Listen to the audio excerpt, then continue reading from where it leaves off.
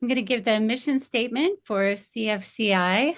The Classical Forum for Contemporary Issues was formed in the wake of the anti-Israel demonstrations sweeping through academia as a reaction to the massacre of Israelis and others on October 7th and Israel's response.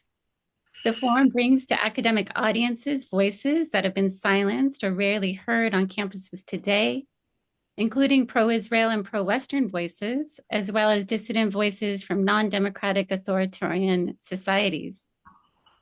It aims to provide a counterweight to the numerous anti-Israel organizations that currently dominate academic discourse, but it's not limited to Israel. We are interested also in what's going on with Ukraine. We are also interested in other global events, but right now our focus is Israel. We provide a space for tolerant and respectful discourse on topics of vital importance for the future, while drawing on the highest ideals of the tradition of human thought, stemming from Athens and Jerusalem. The forum is composed of scholars from classics and related disciplines such as history, philosophy, and political science, united in the desire to understand our world in a spirit of genuine inquiry. I'm now going to introduce our speaker, who really needs no introduction. Gabriel Danzig is professor of classical studies at Bar-Ilan University. He has written extensively on Socrates, Xenophon, and Plato. His forthcoming book is Socrates at Play, The Social Virtues in the Symposia of Plato and Xenophon. His PhD concerned the influence of Plotinus on medieval Arabic philosophy. He has published on Midrashic, Mishnaic, and Talmudic literature written in Palestine. Today, he will be speaking on the heart and soul of Palestine, classicist view of Indigenous Palestinian literature. Without further ado, I give you Gabriel Danzig. Let's welcome Gabriel. Thank you very much. Can you all hear me? Okay, well, then I'll begin. Partly because of the proliferation of social media, and partly for other reasons, we are living today in alternate universes. Nowhere is that more evident, and nowhere has it produced more tragic results than in the never-ending conflict over the land known as Canaan, Palestine, Judea, and Israel. I gave this talk a deliberately provocative title because my aim is to use a single form of speech to speak about a single land. We cannot have a country of Israel and a country of Palestine occupying the same land at the same time. In my view, Palestine is not the ideal name of this land because it has no roots in the indigenous language.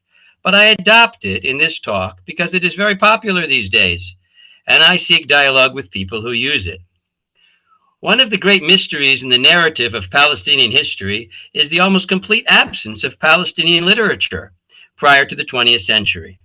The Egyptians, the Hindus, the Greeks, the Chinese, and the Romans all have extensive literature. Why is there so little ancient Palestinian literature?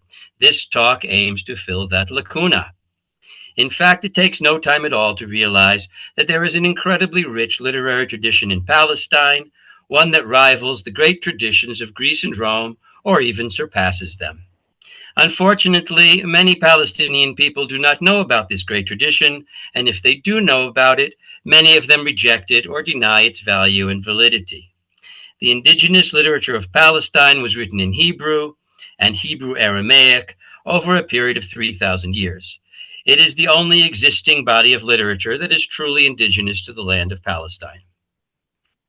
Nations such as Babylonia, Persia, Macedonia, Rome, Arabia, the European Crusaders, the Mamelukes, the Ottoman Turks, the British, and others have ruled in Palestine at various times, and they all engaged in speaking and writing. But those civilizations originated elsewhere, and the centers of their civilizations remained elsewhere. They were colonizers, and they never pretended otherwise.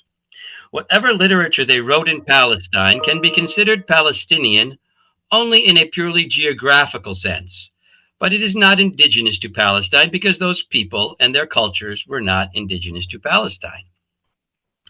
The earliest Egyptian records from 1200 BC referred to the people of this land as Yisrael. Yisrael is only one of the names applied to the people of Palestine in ancient times. They were also called Canaanim, Bnei Yisrael, Ivrim, and at a later date, Yehudim. The Bnei Yisrael consisted of 12 tribes spread out over most of what we think of as Palestine today, excluding the southern seacoast, but including substantial territory on the east of the Jordan, known in English as Transjordan, after the Hebrew phrase Ever HaYarden. In addition to them, there were other ethnic groups living in Canaan in ancient times, including the Canaani, the Amori, the Hitti, the Hivi, the Girgashi, the Yevusi, and the Perizi. It appears that all these people spoke varieties of Hebrew, as closely related to the English as the English of Arkansas is to the English of Minnesota.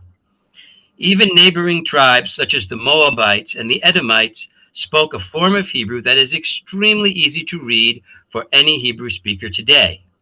The Phoenician dialect in southern Lebanon is only slightly removed from these. Aside from these, we also have records of a people called the Plishtim, an Indo-European people who invaded the coastal region. The archaeological record indicates that these were Mycenaean Greeks from Crete. When Herodotus used the term Palestina to describe this land, he may have been referring to these people who lived on the southern coast of Palestine in the vicinity of today's Ashdod, Ashkelon, and Gaza. Almost nothing of their literature has survived.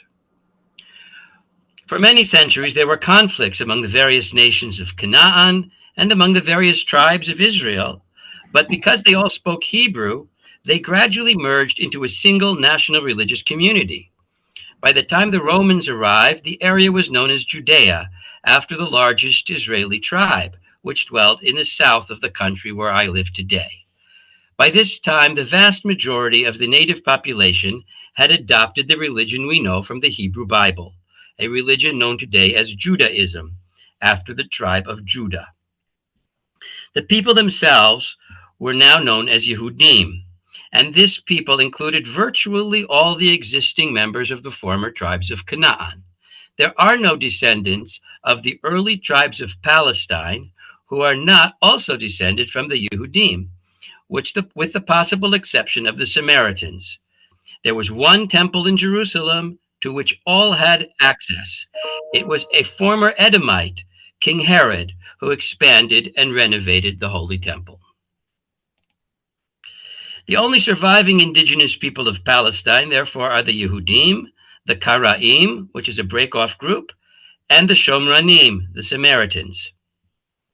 And there may be other indigenous people who converted to Christianity or Islam and remained in the country.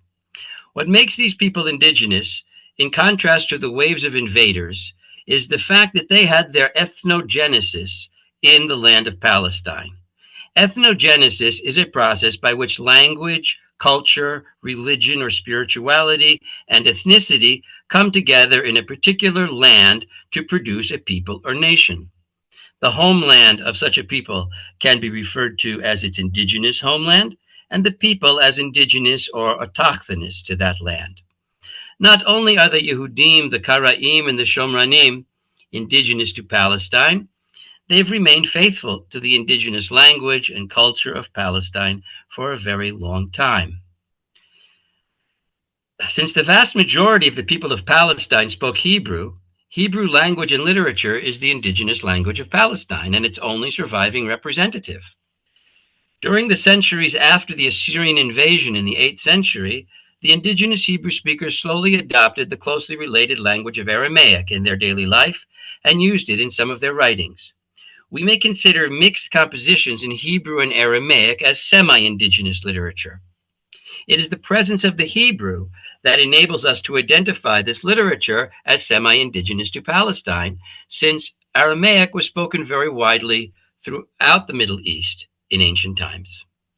Today, I explore the literature written in Palestine in the indigenous language in order to trace the evolution of Palestinian culture from earliest times. It is my hope that by bringing greater attention to the indigenous language and people of Palestine, I can contribute to ending a little bit I can contribute a teeny bit to ending hundreds of years of violence, misunderstanding, and meaningless hatred, a hatred that sometimes knows no bounds. I also hope that it will inspire in some of you the same love of this indigenous literature that it has inspired in millions upon millions of people around the world over the past millennia. The Indigenous Bible. There are many prisms through which to interpret the ancient Hebrew writings. Christianity and Judaism established parameters, themes, and attitudes that inform their readings of what they call the Bible. Academic researchers have established alternative approaches, deconstructing the canon, emphasizing the compositional layers of the text and its literary structure, or using it as a source for historical investigations. In this talk, I develop a slightly different approach, the prism of indigenous literature. In effect, I apply the approach of audience reception by investigating not the authorship of the Bible, but its function as an expression of the heart and soul of the people who produced and enjoyed it. In order to distinguish this approach from the various other approaches, I will try to use the indigenous Hebrew pronunciation of names.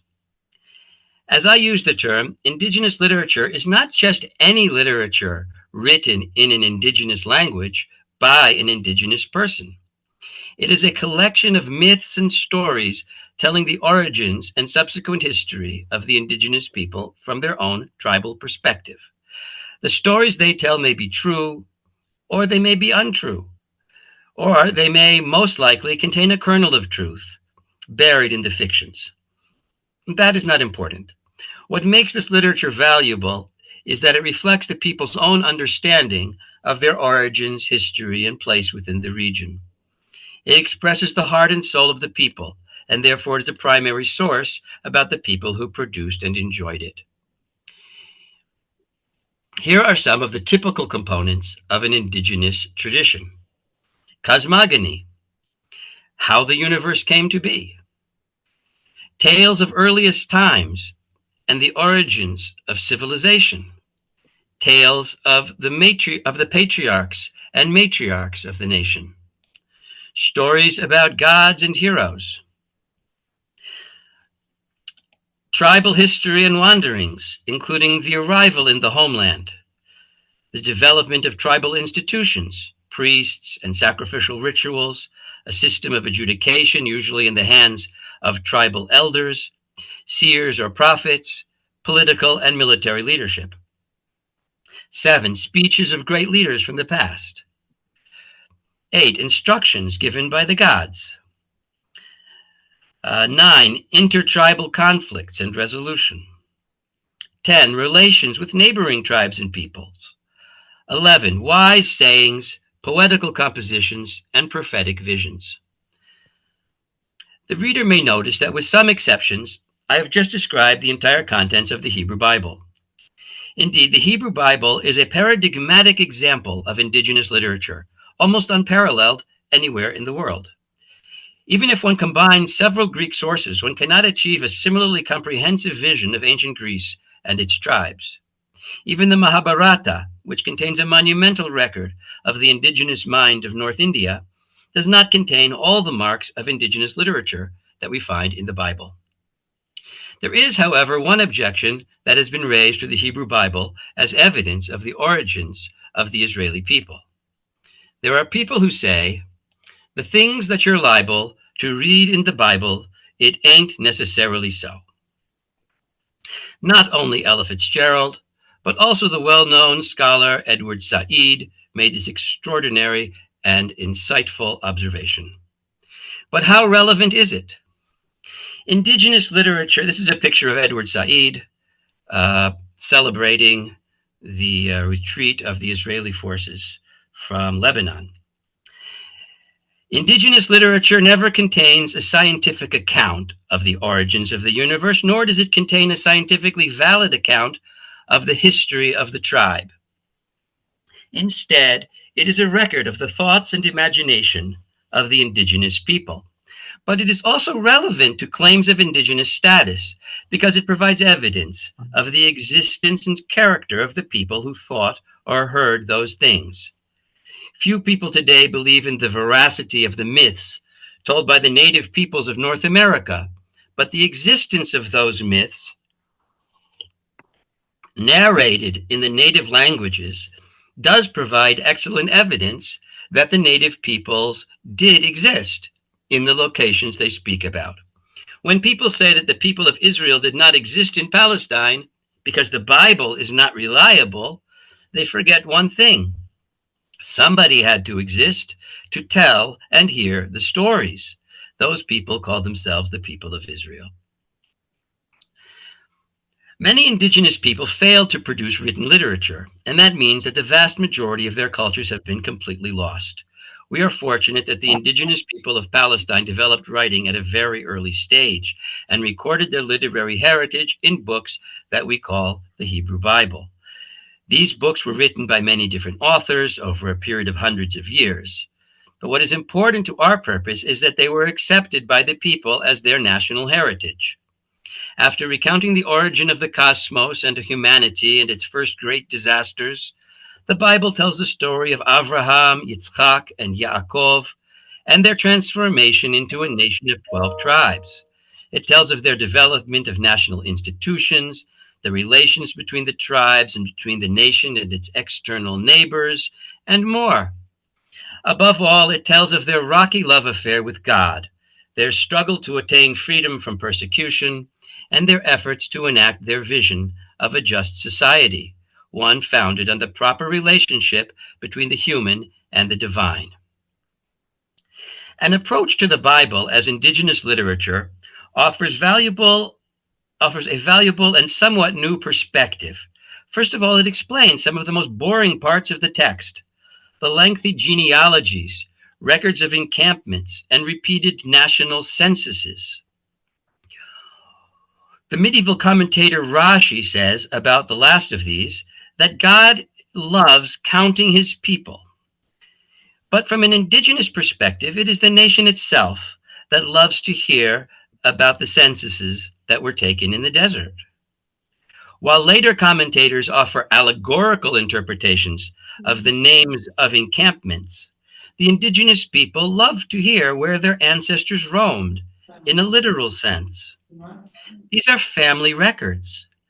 They would obviously be of less interest when presented in translation to foreign nationals and could only be made interesting in such contexts by the creation of allegorical or midrashic interpretations. One may compare Homer's catalog of ships, which was of great interest to Homer's audience, but not to the modern reader. There's a lot of discussion of the various tribes of Israel in the Bible, and even the behavior of figures like Shimon and Yehudah in the book of Genesis has repercussions for the tribes. This peculiar feature of the Bible gains a new urgency when one considers that the audience consisted of members of those very tribes. Here one may compare both Homer, whose mentions of the heroes of various Hellenic cities in the Iliad aroused the intense scrutiny of members of those cities, and Herodotus, who allegedly read his composition at the Olympic Games, where representatives of the communities he mentions would have been present. This sort of literature is not merely a record of the past, but also a commentary on the illustrious or degraded behavior of contemporary communities. Stories about the war against the tribe of Benjamin, for example, would be of excruciating interest to surviving members of that tribe. As indigenous literature, it's no surprise that the Bible is full of place names that reflect the geography of Canaan in ancient times. There are stories about the origins of holy places such as Beit El, Shechem, Hebron, Yerushalayim, all located in the post-1967 territories known today as Judea and Samaria. There are also indications of relations with neighboring tribes and nations. Signs of contact with Egypt include the names Moshe, Mitzrayim, Pharaoh, Pitom, and Ramses. The practice of circumcision may have been adopted from the Egyptian elite, but was then given to the entire people as a mark of identity and egalitarianism. A similar process of democratization is found in the practice of wearing tzitziot, dyed with the ink of sea snails, like the purpura of the Romans. Unlike the Romans, all male members of the Hebrew polity wear a small amount of the blue dye on the fringes of their garments. Greek influence is found in the words chitonit, chiton, related also to the Latin tunic, and mechaira, a small sword that appears in a very ancient poem in the early part of the Bible. The Hebrew name for Greece is Yavan, derived from the word Ionia, and reflecting the old pronunciation with the vocalized digamma. This establishes without any doubt the antiquity of the Hebrew contact with Yavan. These signs of neighboring influence help us place the Hebrew world in Palestine, with Egypt to the south and Ionia in the distant north. The Hebrew scriptures also show an awareness of a desert people identified with Yishmael, an expert in the use of the bow. He is depicted as Egyptian on his mother's side, while being of Abrahamic descent on his father's side. After being displaced from his father's house, he sets forth with his mother into the desert, where he is blessed with the founding of a great nation. According to the Palestinian tradition, Yitzchak is the continuation of the Abrahamic faith. But Yishmael also receives a blessing. According to the Arabic tradition, Yishmael is the true continuation of the Abrahamic faith. To repeat, the Palestinian tradition claims Yitzchak.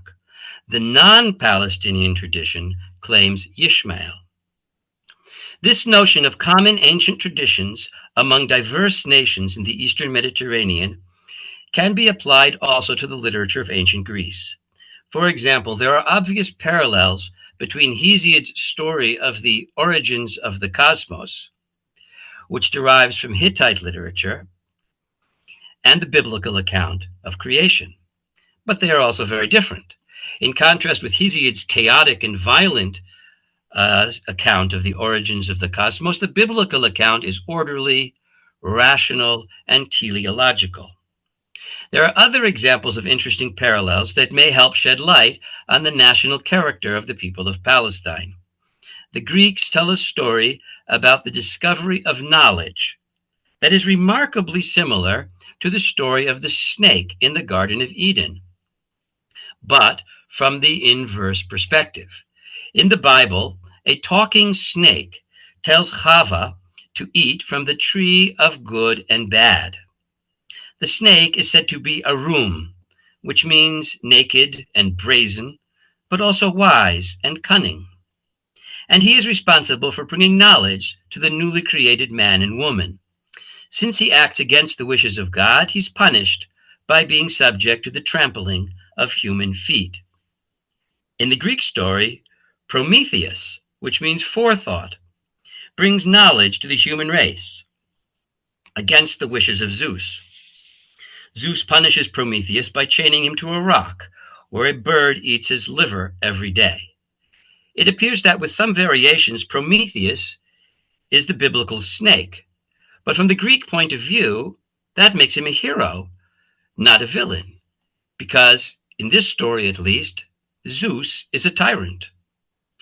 A woman plays a role in both stories and is in both the cause of disaster. But ultimately, in the Palestinian tradition, she is not merely a source of evil, but also a partner to the man and a source of blessings, including the blessing of life. There's another case of talking animals in the Bible. The she-ass of Bilam, with which we compare the talking horses of Achilles. In both of these cases, a friendship is portrayed between the master and the equine. The master in both stories is setting forth on a dangerous mission to destroy an enemy nation, and he blames the equine for a poor performance. Achilles blames the horses for not having rescued Patroclus, and Bilam blames the she-ass for swerving off the road and not carrying him to his destination. In both cases, the man is in the wrong and the equine is in the right. It was fated for Patroclus to die, and an angel opposes Bilam's progress. In both cases, the equine is prompted by a divine source, Hera, or the angel of God, to respond verbally to the man and to defend his own action and declare the will of the god or gods. Here, the contrast is more general. While Achilles' horses are here, in the absence of Thetis, to emphasize the tragic fate of Achilles will endure, Bilam's conflict with the she-ass is a humoristic piece that emphasizes the failure of the prophet to grasp the divine message given freely to a donkey. I wish now to turn to what I regard as the heart and soul of Palestinian spirituality. The ethical teachings of the Bible have been emphasized to no end. Two of the most famous biblical pronouncements, love your neighbor as yourself and turn the other cheek, are both found in the Hebrew Bible, the so-called Old Testament. But here, I wish to emphasize another aspect of biblical vision, one that less often gets adequate appreciation. The children of Israel are forbidden to wear garments of a mixture of wool and linen. This is called shatnez. In Deuteronomy, this prohibition appears together with the prohibition of yoking an ox with a donkey. Do not plow an ox and a donkey together. Do not wear shatnez, wool and linen together. Some commentators have interpreted the first command in ethical terms. It is wrong to harness an ox with a donkey because it overworks the donkey. I do not deny that the Bible has a concern with the welfare and good treatment of animals. But what is the source of that concern? Since this commandment precedes a commandment concerning shatnez, we should try to find a common denominator between them. No one has suggested that the mixture of wool and linen is unfair to the wool or to the linen, and hence prohibited on ethical grounds. It seems that the prohibition derives from respect for the ontological and categorical distinctness of each being. Linen is a plant product, while wool is produced by sheep. It is offensive to the order of nature when such things are mixed in a single garment. Both of these prohibitions reflect a sense that mixing unlike beings violates the order of creation. Just as creation was orderly, so too the order must be maintained. This is an example of the principle that Mary Douglas invoked in the first edition of her classic work of Anthropology, Purity, and Danger to explain the alimentary regulations of the book of Leviticus. By a strange coincidence, the Greeks also had a sensitivity to the mixing of linen with other substances. In Plato's Euthydemus, we find the expression, like mixing linen with what is not linen. This appears to have been a common phrase in ancient Greece, something like our phrase apples and oranges.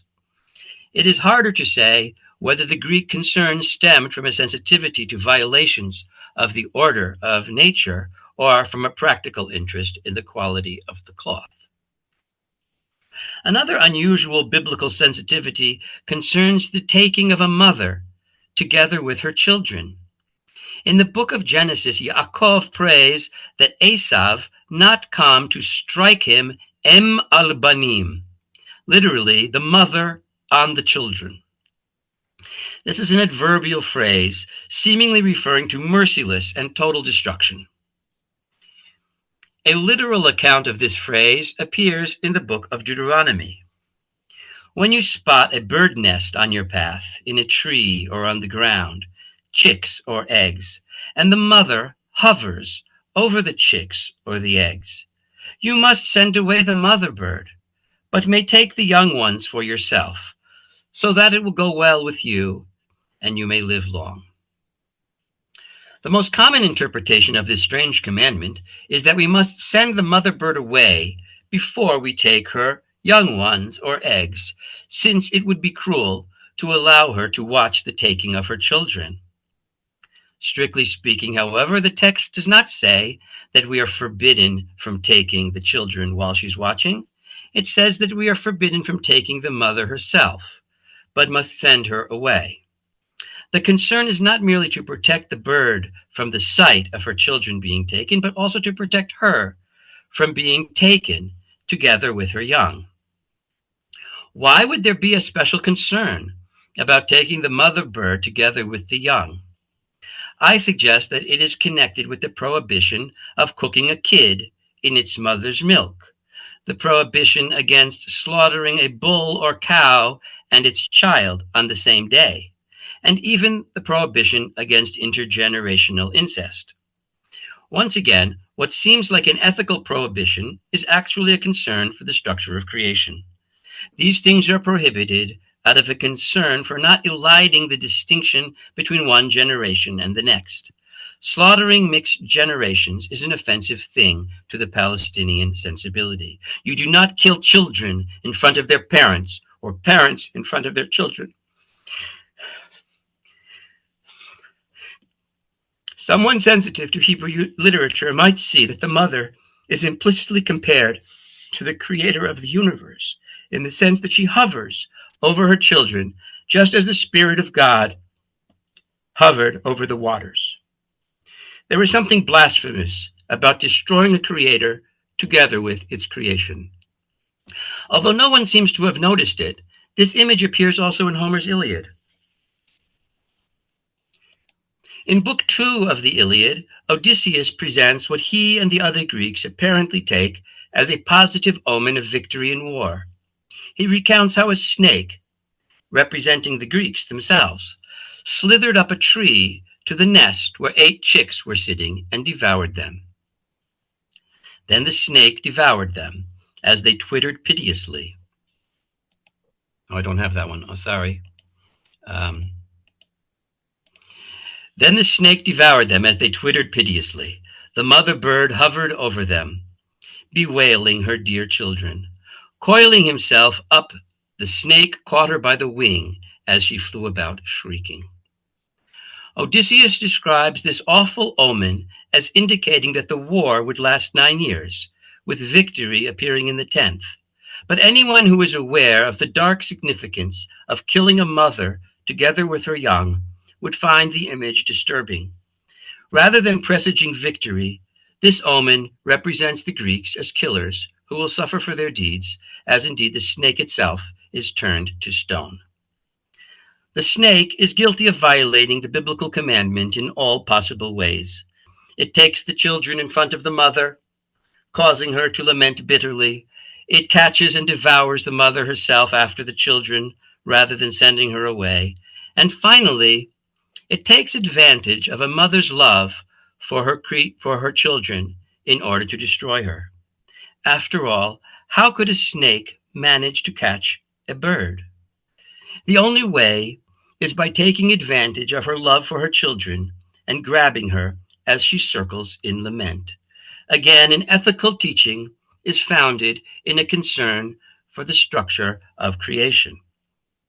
The fact that the Iliadic story appears in a prophetic omen suggests that somehow the Greeks were aware of the religious character of this theme. As in the dream that Joseph interprets in Egypt, the number of animals in Odysseus' image represents the number of years.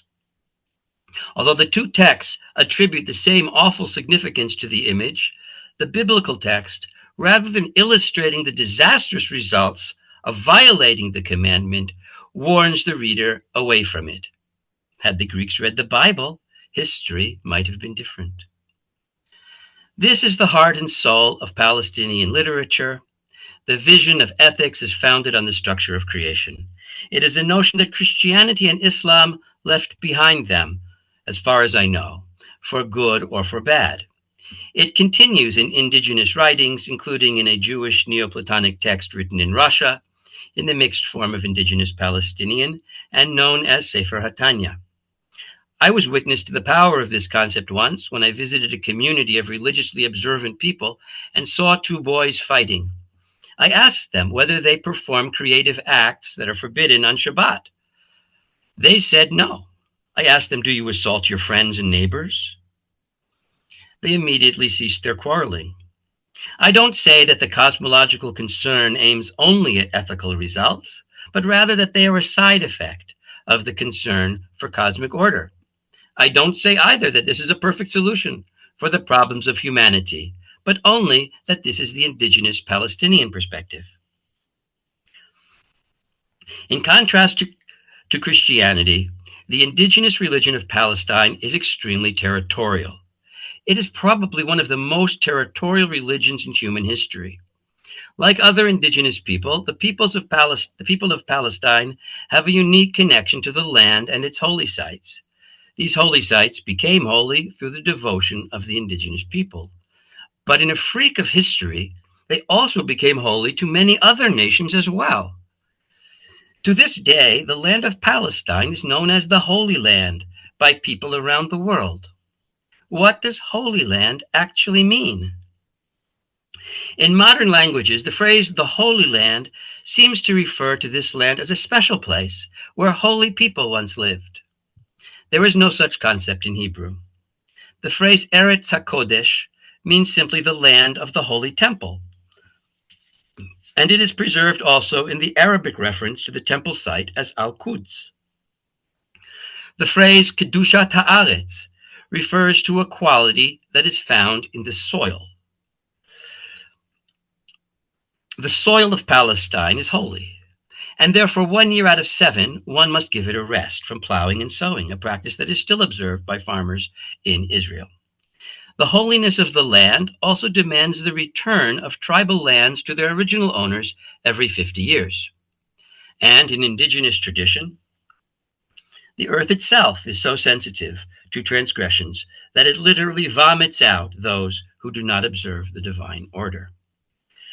Aside from the holiness of the entire land, there are also special priestly domains on the temple site in Jerusalem that are imbued with greater holiness and cannot be entered by those who are not priests.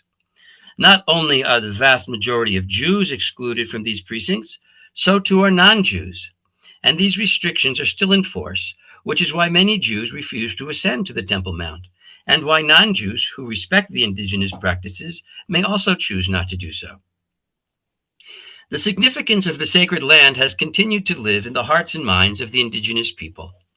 The Palestinian Talmud says that he who dwells outside this land dwells without a God. We hear of scholars who went to visit Jewish settlements outside the land and turned back in tears, unable to leave their land.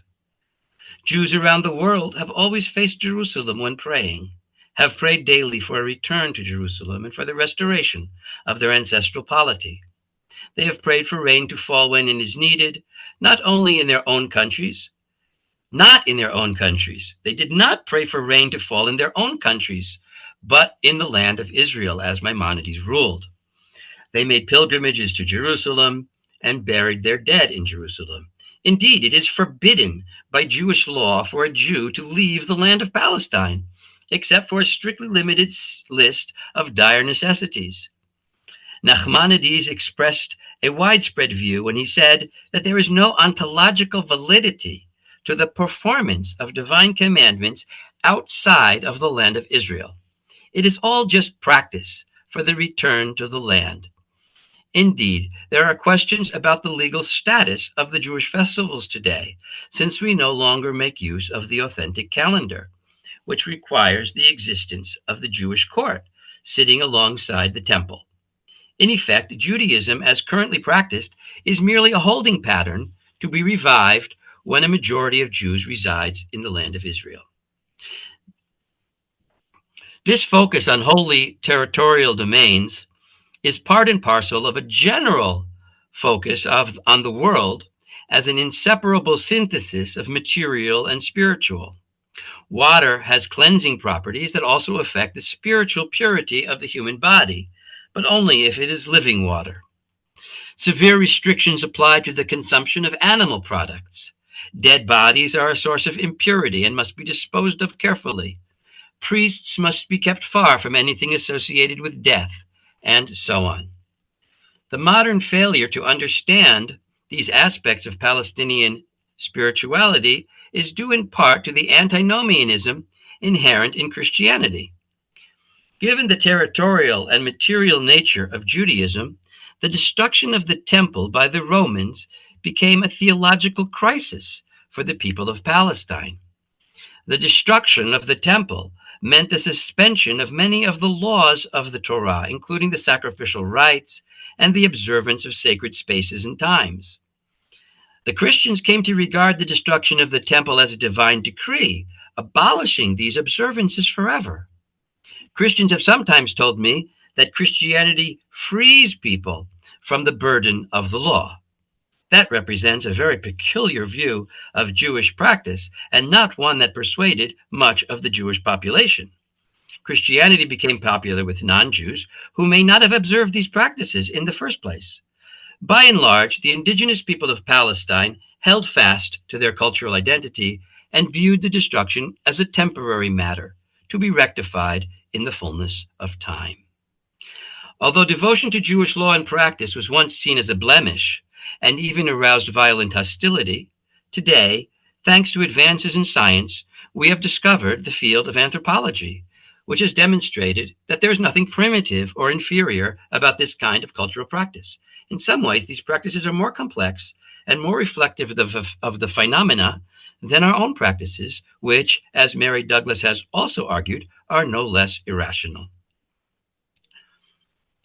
I cannot end this talk without at least some mention of the Palestinian fascination with language. The entire Bible is riddled with wordplay of many different kinds. The story of Noah, or Noach, is a classic example. It contains variations on the name of Noach, such as Reach Nichoach, Matzachen, Menachem, and others. Even more common are ambiguous uses of a single term, such as anot. Spelled with a single nun, it means to answer. With a double nun, it covers ground including both rape and consensual sexual relations. When Moshe descends from the mountain, he says to Yoshua, and he said, there is no cry answering victory, nor a cry answering defeat. I hear the cry of violence between the sexes. Again, that's a pun on the word anot. One of my favorite poetic expressions in the Bible is the following: Shofech dam ha'adam, ba'adam damo yishafach. Here we have both wordplay and ring composition. The message of this memorable line is significant. He who sheds the blood of a human being will have his blood shed by a human being. The Palestinian mind has a deep aversion to shedding blood. And when someone does shed blood, they are fierce to punish. In the book of Judges, we read about chapter 19, we read about the rape and murder of an innocent young woman by members of the tribe of Benjamin. When the tribe refuses to punish the offenders, the other tribes of Palestine launch a war on the tribe of Benjamin and nearly obliterate them. Similarly, when the son of Shechem from the tribe of the Hivites rapes the daughter of Jacob, a rescue operation is launched that results in the deaths of many people. When an unmarried woman is mistreated, members of the Palestinian nation punish the man, not the woman, and they also punish his accomplices. Helen of Troy was not the only fair maiden to have caused the tragic deaths of thousands of young men seeking to rescue her and avenge her sufferings. In this talk, I have tried to outline a picture of early Palestinian literature that diverges from the traditional piety-centered interpretations that have been adopted by both Jews and Christians, and to approach it in the spirit of its original audience, the people of Palestine. It seems to me that this kind of literature stands in a symbiotic relationship with the people that produced it and enjoyed it. It is not merely a question of ownership. This literature forms the character and mentality of the people who spend their formative years or their entire lives reading it and commenting on it. This literature is literally the heart and soul of Palestine. This is why, although raised in a completely assimilated Jewish family, I immediately sensed a great spiritual affinity to the literature of Palestine as soon as I learned to read it in the Palestinian language. Although the word Palestine is on everyone's lips today, I wonder how many people have actually drunk deeply from the well of indigenous Palestinian literature. Palestinian literature is the heritage of all humanity, but above all, of the people who identify with Palestine, whether Jews, Arabs, Circassians, Druze, Greeks, Samaritans, Karaites, or any of the other amazing people who live today in this wonderful country. My aim here has been to bring this literature to their attention. A second aim of my talk is to convince classicists to study this material. Hebrew was once considered a classical language, and with good reason. The current divisions of disciplines means that anyone who studies anything necessarily fails to learn everything else, which is the opposite of the meaning of a university. It is supposed to teach universal language. The current divisions are determined not by the educational needs of students, but by the nature of contemporary academic research. The result is universal ignorance, and the result of that is conflict, hatred, and violence. Only a broader and deeper education can enable us to escape this cycle of death. Thank you. All right. Thank you, Gabriel, for that wonderful talk.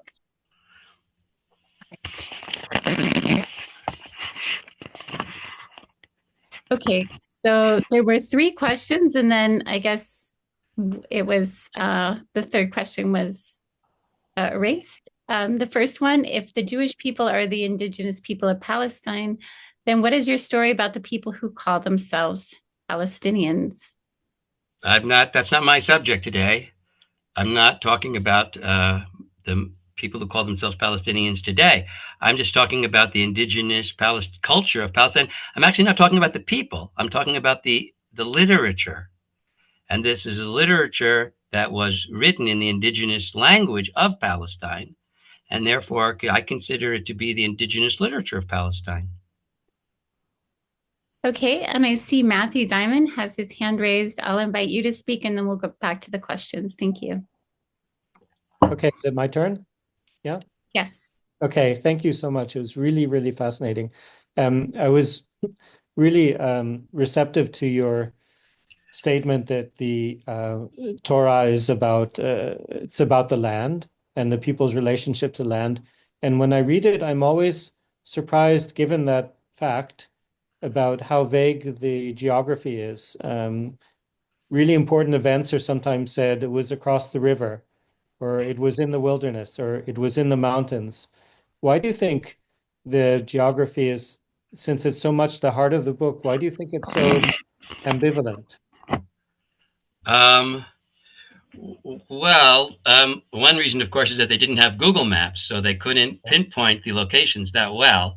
They had to use, rough objects in the environment to identify places.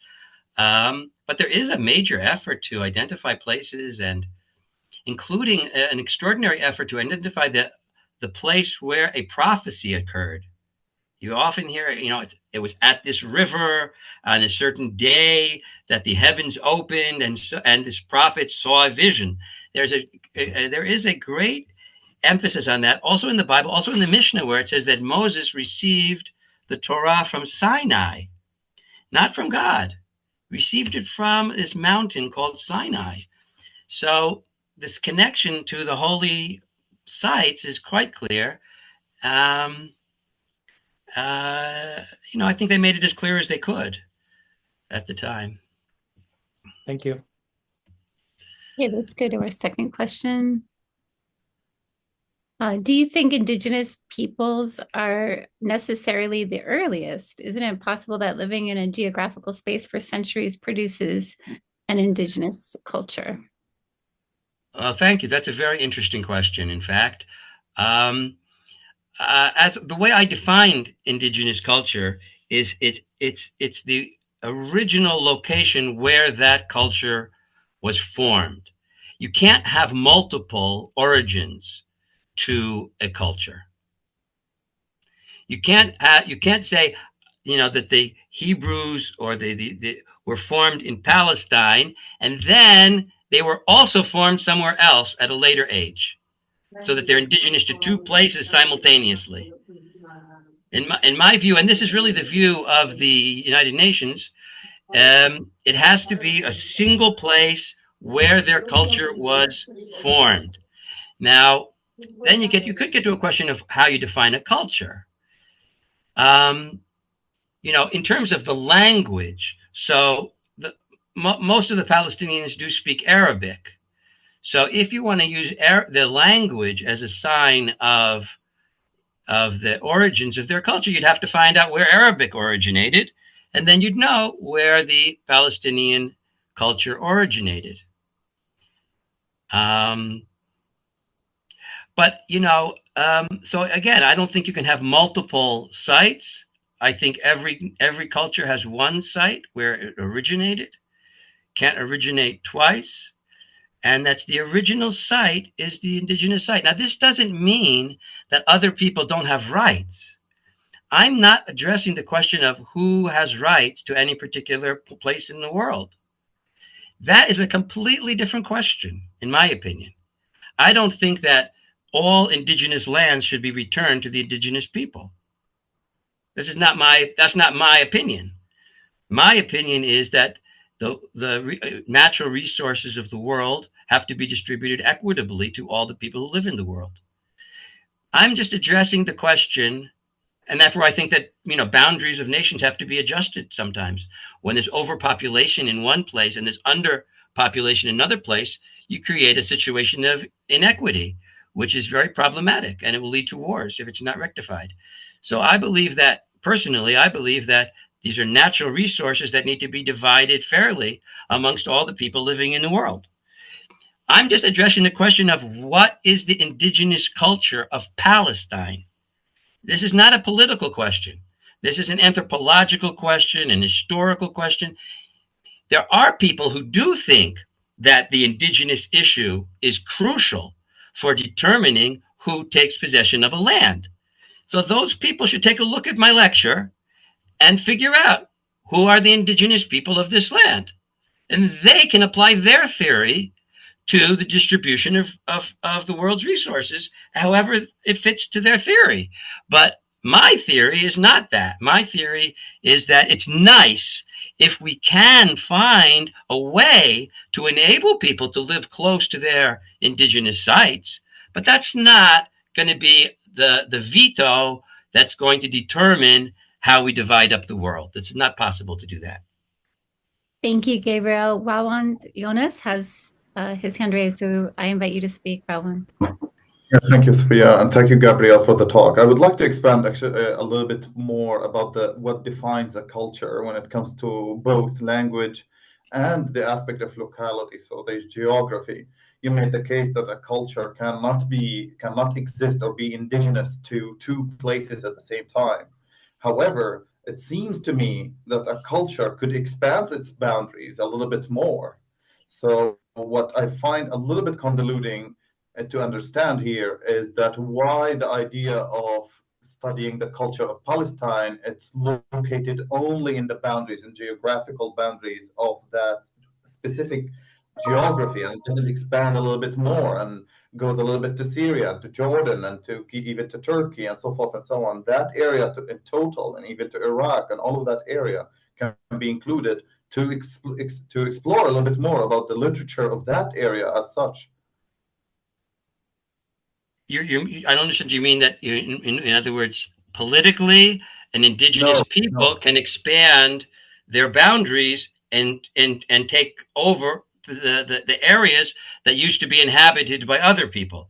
That's certainly true, but I don't think that would make them indigenous to those places. I see, but I'm not thinking in terms of political aspect, rather cultural aspect. So somehow an indigenous culture to some country or some place, some geographical place, somehow it should have some kind of similarities to the culture around it, doesn't it? Sure.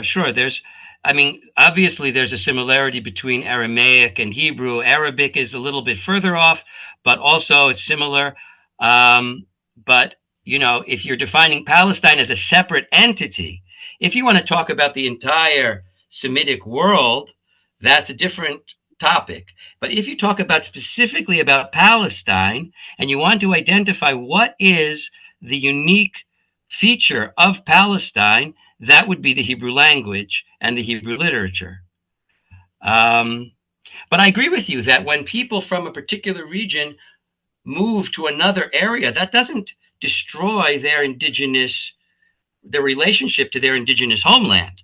So, for example, if somebody moves from one area X to another area, but still continues to speak in their own indigenous language, they're still members. I think they're still members of their original homeland, even if they're abroad for a generation or 2 generations or That's even wonderful. maybe That's wonderful. 50 generations. I don't know. Yeah, but if I can follow up in just one small question. Yeah. My question is, can we actually study an indigenous culture, its own literature, by isolating it from the geography around it? Can we say just only this place and just isolate it from all the area around it? Well, if you don't have any boundaries at all, then you would just talk about one great world culture. You have to draw boundaries somewhere. So as I said, you can draw large boundaries that include all of the Semitic languages, and you can include within that area, there are very different languages that are all Semitic, and they can't understand each other. A person who speaks Hebrew cannot understand a person who speaks Arabic. All the people of Palestine could understand each other because they all spoke Hebrew. Even the Moabites spoke Hebrew. I just read this week, I read a Moabite document, and it was written in Hebrew. There was no difficulty whatsoever. So I think when you have a case like that, where you have a very clear language distinction, so I think that it makes sense. And a literary distinction, it creates a literary distinction, which is the literature written in that language is available to the speakers of that language, and it's not available to speakers of other languages, despite the fact that there was multilingualism in the ancient world. I believe that 100%. People could, talk to each other in different languages, but I still think there's a value to keeping the distinctions that there were, if you want to do that. Look, if you want to talk about Palestine as a separate entity, then let's talk about Palestine as a separate entity.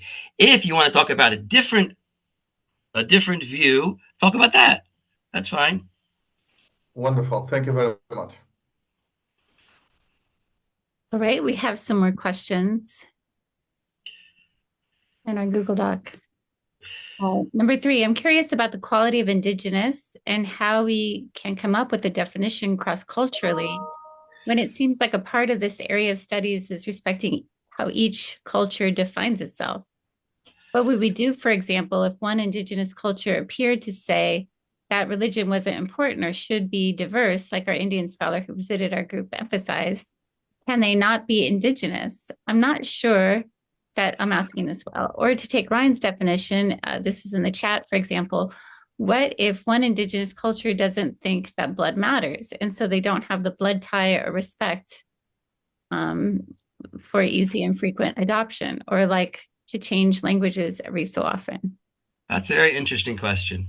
In other words, if there's a culture that doesn't consider itself, doesn't consider these qualities to be important to its self-understanding, why would that make it non-indigenous? I'm not aware of such cultures. I think that these criteria that were established by the UN are based on very broad study of many, many cultures that do share a lot of these qualities. I don't think it's a rigid definition, but it's a list of qualities that tend to be found in indigenous cultures. And so when you have a certain number of them, it would qualify. But if there is a people that doesn't care about any of those things, that would present a challenge. And I'm not sure I know how we would categorize such a culture. I don't think it exists, but if we find one, we will have to figure out how to deal with that. It seems like it wouldn't be a way unfair to them to say, you don't count as indigenous just because you don't consider yourselves to be within this particular structure of concepts.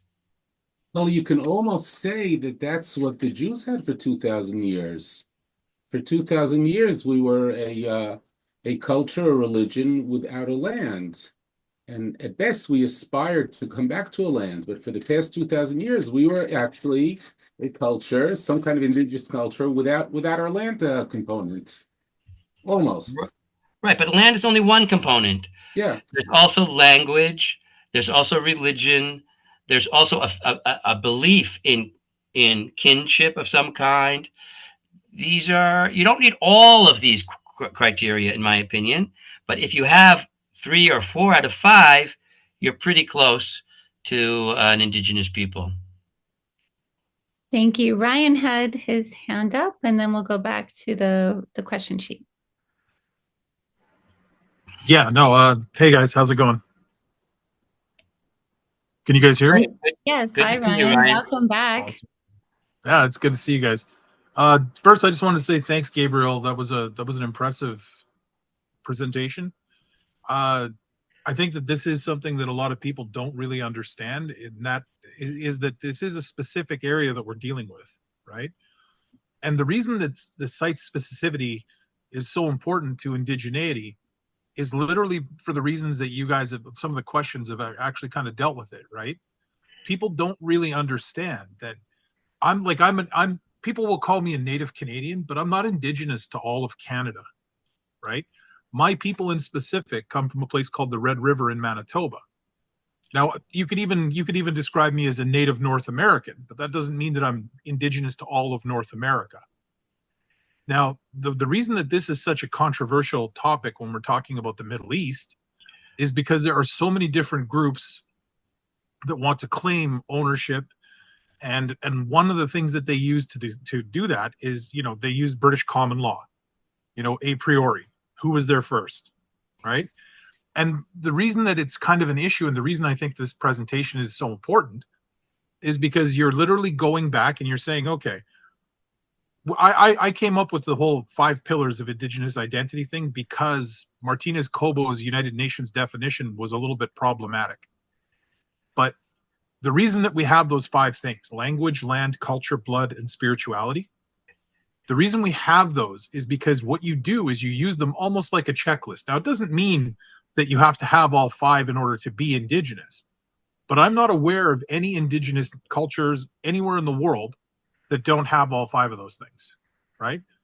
So literally, when you're talking about the Hebrew people, the Jews, it's, you guys meet all of those criteria in spades. Like there's not even an argument. You still speak the same language that you spoke 3,000 years ago, right? You have direct blood and kinship ties, lineage that traces back. So like to make a claim that, you don't, are there any indigenous nations that don't have that? No. I would actually defy anybody to find me an indigenous nation that had an actual ethnogenesis in a specific place that doesn't meet those 5 criteria, right? And the literature thing, that is part and parcel of culture, right? Not every indigenous people are literate. We don't all have writing systems. My people actually didn't have a writing system. We didn't have a written language. And that makes it more difficult to transmit the knowledge and to perpetuate the people. So like when somebody makes a comment about, what if there isn't any. There are no indigenous nations that don't meet those criteria.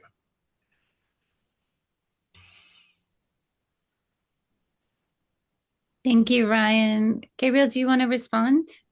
Or do you want to move to the next question?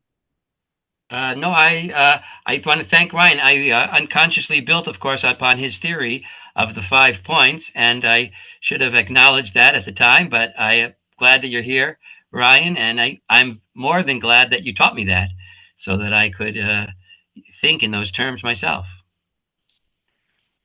So there is also there are comments in the chat. I'm going to finish up with the Google sheet, and then we'll go to the chat. So you did not mention post-biblical literature originating in Palestine, for example, rabbinical literature in ancient times and later.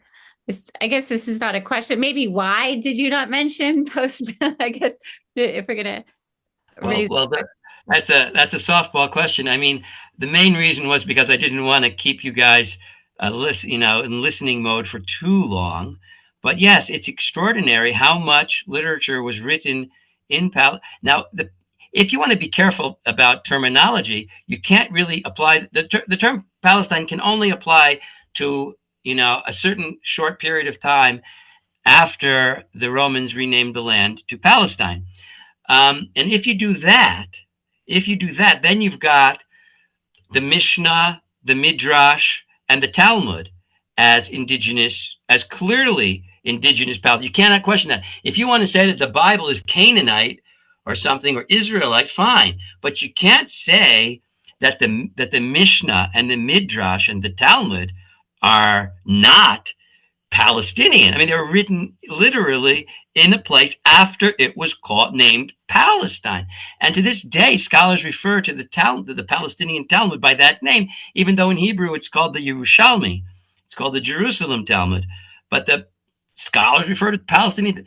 That is really, the only book I know that is from the ancient times that is actually named Palestinian. And I would really encourage the people of Palestine to study that book in depth. It's a fascinating book. It is harder in my experience, than anything in ancient philosophy, with the possible exception of Plotinus. It's a very challenging book. It's a very brilliant book. And I think that if more people in Palestine would adopt that as the basis of their cultural heritage, then we would have a much more friendly world to live in. But absolutely, this stuff is clearly Palestinian, and it's not just that period, that sort of post-Hellenistic period. There's also, a whole series of over 1,200 poems written in Hebrew in Palestine from the third century to the 9th century, which are clearly a part of Palestinian literature. There's in the 9th century, the Masoretic text was produced in the Galilee, which is an incredible achievement of vocalizing the entire Bible. Then, in fact, every century from the first century on has significant works being produced in Hebrew and Hebrew Aramaic in Palestine, without exception. And among the big highlights, of course, is the Shulchan Aruch, the great code of Jewish law that was produced in Sfat in the 15th century. And together with that, the Lurianic Kabbalah, which is the Kabbalah written by Isaac Luria.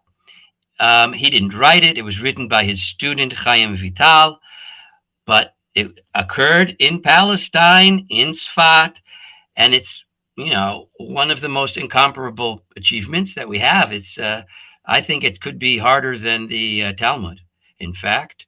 And then you have a series of other books written here until you get to the modern period. Now, in the modern period, you get an interesting phenomenon because, one way to define the continuous indigenous literature is that it's based on the previous indigenous literature. Okay, this is, I think, an important point to keep in mind. It's not just that Jews wrote something or other in Palestine. The Midrash, the Mishnah, the Talmud, these are all based on the earlier indigenous literature. So it's a kind of a continuation, completion, or expansion of the original literature. And that's true also for the poetry that was written here, for the code of Jewish law that was written here, and for the Lurianic Kabbalah. Now, when you get to the modern period, and this here reflects the Hellenistic period to a certain extent, you get a bifurcation. We have had in the past 100 years an incredible flourishing of Hebrew commentaries on earlier Hebrew writings. And that's like the traditional, let's call it the traditional component of modern Hebrew literature. But together with that, we've also had another kind of modern literature, which is not based in the same way on the early traditions. Of course, written in the same language. And usually modern fictional literature has allusions to biblical themes and Mishnaic themes, but it's based really on a European model. So you get that interesting bifurcation. I think you already had that in the Hellenistic period. The real question you should have asked me is about the New Testament. The New Testament is really also written in Palestine, by the way. It's also a combination of Hellenistic and indigenous literature. It's written now in Greek. I don't think a lot of people think it was originally written in Hebrew, but it has a lot of allusions uh, to Hebrew literature, and therefore it's another one of those cases of semi-indigenous literature, a little bit less than I think the Talmud, but because it really does adopt a Hellenistic mentality. The idea of gods and men intermingling and having children is a very big theme in Greek and Roman literature, but not so much in Hebrew literature. Um, and on the other hand, Josephus and Philo are really Hellenistic. Even though you might say, those are closer to Judaism in a way, but they're really purely Hellenistic in style. They're not written at all in Hebrew or even in Aramaic. So they are about the indigenous literature, and they're about the indigenous people, which is something. That's something, but they're not really indigenous literature in the full sense because they are basically a Hellenistic style. Well, that would be the second. That would be my next talk if anybody wanted to hear the next talk, but I left it out of this talk. Well, thank you. That was my actually comment. And I think it makes everything into, I guess, better perspective. That it doesn't end just with the Bible, the indigenous literature. I got a question. It was sent to me privately, so I don't know if this person wants to be revealed. So I will just ask the question. Do you think that public relations wise, it would have been better to call the Jewish state as Palestine rather than Israel? Yeah, you wonder about that. What about Canaan? There's so many names here. It's hard to imagine we could have taken monopoly on all of them. We could have called it Israel, Judea, Palestine, Canaan, and then there would be nothing left for anyone else to claim. I don't know. I think we had to choose one of the indigenous terms. I think that was the right thing to do, and I think our hope is that eventually that will become the dominant term. So if there are no more questions, I just had a comment, and it's related to the mixing of wool and linen. And it relates back to numbers in ancient Greece and how the Greeks didn't want to mix units. And it's interesting, I'm reading Barbara Sattler's book right now, The Concept of Motion in Ancient Greek Thought. And even though they had all the conceptual pieces there to describe motion in terms of, speed plus time or these kinds of things, they didn't have that because they didn't want to mix units. And so I'm just curious, how far did this idea of not mixing go? I mean, it seems like it even went into mathematics. Interesting. Yeah, I mean, obsessive compulsive people don't like to mix things. Numbers is a good question. I mean, the Bible doesn't really have much discussion about numbers. So, it seems to me that we're talking about, what Aristotle would call the first ousia, which is not the abstractions, but it's the actual combination of material and formal reality. So I think that is the primary focus, really, of the ancient Hebrews, and that's something we have to learn from them, to remember that reality is first of all the things that exist, and those are the things that we try to keep distinct. Those are the things. That's the focus. The focus is on keeping the world in front of us pure and reflecting the order of creation. I think that's a great note to end. Please, everyone, give a round of applause for our appreciation for Gabriel and his talk. We will have announcements very soon about our next speaker and the next talk. If you have any questions, please feel free to contact Gabriel. And I just want to say thank you, everyone, and thank you, Gabriel, for this amazing presentation. And Thank you very thank you, much. Sophia. Thank you for hosting this for me, and thanks to all of you for coming. It would have been much less pleasant for me to say this alone in my room, and I appreciate very much that you all came to listen in. Thank you so much.